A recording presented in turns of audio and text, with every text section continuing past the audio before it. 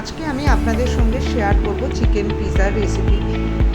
পিৎজার রেসিপিটা আমি দুভাবে আপনাদের কাছে বানিয়ে দেখাবো, একটা ওভেনে এবং একটা প্যানে। আর কিছু ট্রিক্স আপনাদের সঙ্গে শেয়ার করব যাতে পিৎজার বেসটা থাকবে একদম নরম। আপনি যদি সকালে পিৎজা তৈরি করেন তাহলে বিকালেও থাকবে সেই রকমই নরম। তো চলুন রেসিপিটা আপনাদের সঙ্গে শেয়ার করি। এর জন্য আমি নিয়েছি 2 কাপ মতো ময়দা, তার মধ্যে দিয়ে দিলাম 2 চামচ অ্যাক্টিভ ইস্ট। যেহেতু এটা অ্যাক্টিভ ইস্ট, এটা আলাদা করে অ্যাক্টিভ করার কোনো প্রয়োজন নেই, ময়দার সঙ্গে মিশলেই কাজ হয়ে যাবে। আর দিলাম 2 চামচ চিনি, স্বাদ মতো লবণ, আর আরেকটা সিক্রেট ইনগ্রিডিয়েন্ট, সেটা হচ্ছে একটা ডিম। ডিমটা আমি ময়দার সঙ্গে দিয়ে সব কিছু ভালো করে একটা চামচের সাহায্যে মিশিয়ে নিলাম। মেশানোর পর আমি ঈষদ উষ্ণ দুধ নিয়ে নিলাম। দুধ দিলে টেস্টটা অনেক ভালো হয়। আপনারা অবশ্যই গরম জল দিয়েও করতে পারেন।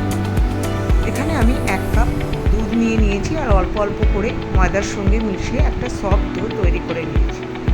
একসঙ্গে ঢালবেন না, এতে হতে পারে দুধ বেশি হয়ে যেতে পারে। অবশ্যই এখানে আমার 1 কাপ দুধই রেখেছি। ভালো করে নরম ডোটা তৈরি হলে তার মধ্যে দিয়ে দিলাম 1 চামচ মতো সাদা তেল। তেলটা দিয়ে ভালো করে ডোটা তৈরি করে নিলাম ডোলে ডোলে। এবার ডোটা তৈরি করে যেই পাত্রটার মধ্যে আমি ডোটা রাখবো তার মধ্যে একটু তেল দিয়ে ভালো করে আবার ডোটাকে মেখে নিলাম। তারপরে এরমভাবে ঘুরিয়ে ডোটা পাত্রর মধ্যে রেখে ওপর দিয়ে একটু তেল দিয়ে একটা ক্লিন র্যাপ দিয়ে খুব ভালো করে বন্ধ করে রাখলাম, যাতে বাইরে থেকে কোনো রকম হাওয়া ভেতরে প্রবেশ না করে। এইভাবে এটাকে রেখে দিলাম যতক্ষণ না ডোটা ফুলে দ্বিগুণ হয়। এটা আমি একটা গরম জায়গায় রেখে দিলাম। আপনাদের কাছে যদি মাইক্রো ওভেন বা ওটিজি থাকে তার ভেতরেও রাখতে পারেন। ডোটা দ্বিগুণ হয়ে যাওয়ার পরে র্যাপ খুলে একটা পাঞ্চ দিয়ে এক্সট্রা এয়ারটা আমি বের করে দিলাম। তারপরে একটা ক্লিন জায়গায় আমি ময়দা ছড়িয়ে ডোটাকে নিয়ে ভালো করে ডলতে লাগলাম। ডোটা যত বেশি আপনি ডলবেন তার মধ্যে গ্লুটেন তৈরি হবে এবং বেসটাও খুব নরম হবে। এটা খুব পরিশ্রমের একটু কাজ। এই রেসিপিটার মধ্যে এই জায়গাটাই একটু ক্রিটিক্যাল এবং পরিশ্রমদায়ক। প্রথমে ময়দাটা হাতের উপর লেগে যাবে, তখন সামান্য একটু তেল দিয়ে এইভাবে হাতের তেলও নিচ দিয়ে ভালো করে ডলতে হবে। তারপরে আমরা যেমনভাবে কাপড় কাচি সেরকমভাবে ডোটাকে আছাড় মেরে মেরে কিছুক্ষণ এইভাবে ডলে নিতে হবে। যত ডলবেন তত এটার মধ্যে গ্লুটেন তৈরি হবে এবং ডোটা অনেকক্ষণের জন্য, যে বেসটা আপনি তৈরি করবেন সেটা অনেকক্ষণের জন্য নরম থাকবে। প্রায় 10 মিনিট ধরে এইভাবে ডলতে হবে। একসময় হাত থেকে ময়দাটা ছেড়ে আসবে, তখন বুঝতে হবে ডোটা ভালো মতো তৈরি হয়ে গেছে। এইবার তার মধ্যে তেল মাখিয়ে একটা কাপড় দিয়ে ঢেকে রাখতে হবে। এবার টপিংয়ের জন্য আমি নিলাম ক্যাপসিকাম, পেঁয়াজ, চিকেন এবং পনির। সেটাকে একটু আমি তৈরি করে নিয়েছি চিকেন এবং পনিরটা, সেটা আমি দেখালাম না, তাতে এই ব্লগটা আরও বড় হয়ে যাবে। এবার একটা বেকিং ট্রে নিয়ে তার মধ্যে তেল মেখে ওপরে বাটার পেপার দিয়ে ডোয়ের একটা অংশ নিয়ে হাত দিয়ে চেপে চেপে গোল রাউন্ড শেপ করে নিলাম, যাতে ডোটা লুচি বা পরোটার মতো ফুলে না ওঠে।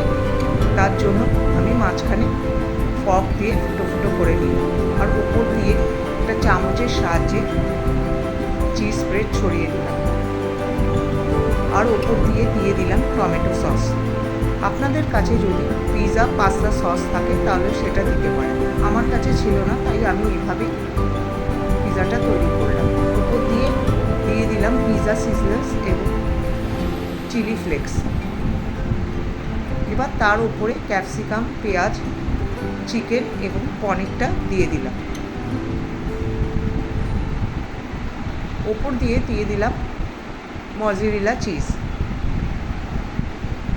এবার ওভেনটা আমি 10 মিনিটের জন্য গরম করলাম পিৎজা প্রিহিটেড করে নিলাম পিৎজাটা দেওয়ার জন্য।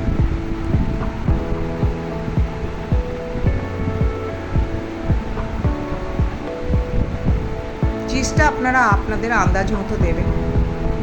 এইভাবে পিৎজা ঘরে যদি তৈরি করেন তাহলে আপনাদের হিসাব মতো আপনারা পিৎজা বাটার এসব ইউজ করতে পারেন। বাইরে থেকে কিনলে এই সুবিধাটা আমাদের থাকে না। এবার প্রিহিটেড ওভেনের মধ্যে আমি পিৎজাটা দিয়ে দিলাম 15 থেকে 17 মিনিটের জন্য। এবার প্যানের মধ্যে একইভাবে আমি পিৎজার ডোটাকে ভালো করে হাত দিয়ে ছড়িয়ে একটা বেসের মতো তৈরি করে নিলাম। একইভাবে বক দিয়ে দুটো করে চিজ পেস্ট ছড়িয়ে টমেটো সস ছড়িয়ে একইভাবে পিৎজার টপার দিয়ে তৈরি করে নিলাম পিৎজাটা।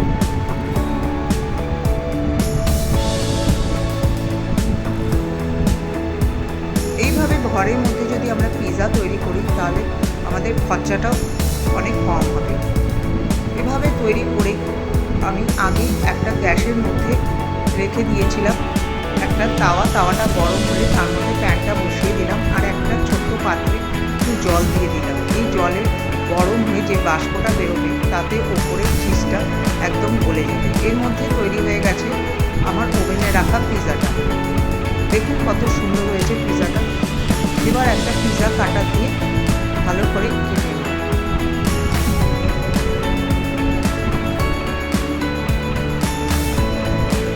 দেখুন কতটা সুন্দর পিৎজা হয়েছে, লাগছেই না এটা ঘরে তৈরি করা হয়েছে।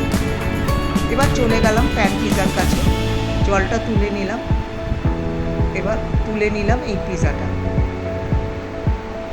কাগজ সহ এটা তুলে নিলাম। আলতো করে কাগজটা বের করে নিয়ে তারপরে পিৎজা কাটারের সাহায্যে কেটে নিলাম।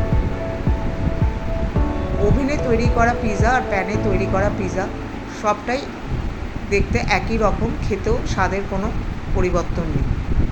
যদি রেসিপিটা ভালো লাগে তাহলে এই ব্লগের সঙ্গে আপনারা থাকবেন। দেখা হবে পরের রেসিপিতে, ততক্ষণের জন্য